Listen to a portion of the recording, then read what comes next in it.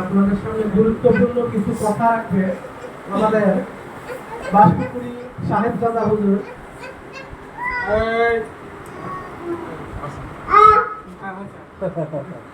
সাহেবজাদা হুজুর আব্দুর রহমান ইসলাম হুজুর। আসসালামু আলাইকুম ওয়া রাহমাতুল্লাহি ওয়া বারাকাতুহু। আপনারা সবাই কেমন আছেন? আলহামদুলিল্লাহ। আলহামদুলিল্লাহ, আমি ভালো আছি।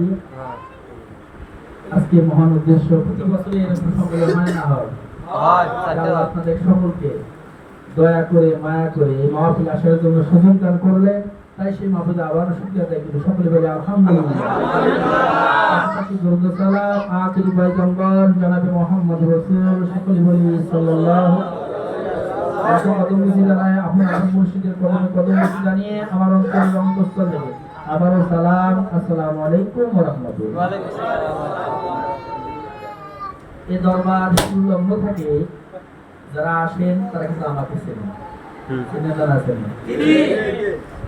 এবং তোমরা দরবারে আসার পরে মোহাম্মদী কিছু নাকি আমি তার আগে থেকেছিল, তার তোমাদের পরিচয়ের 10 বছর পূর্ব থেকে আমি তাকে ভালো করেছি। তাহলে কি আমার মতো ভালো বেশি তোমরা ছিল? আমি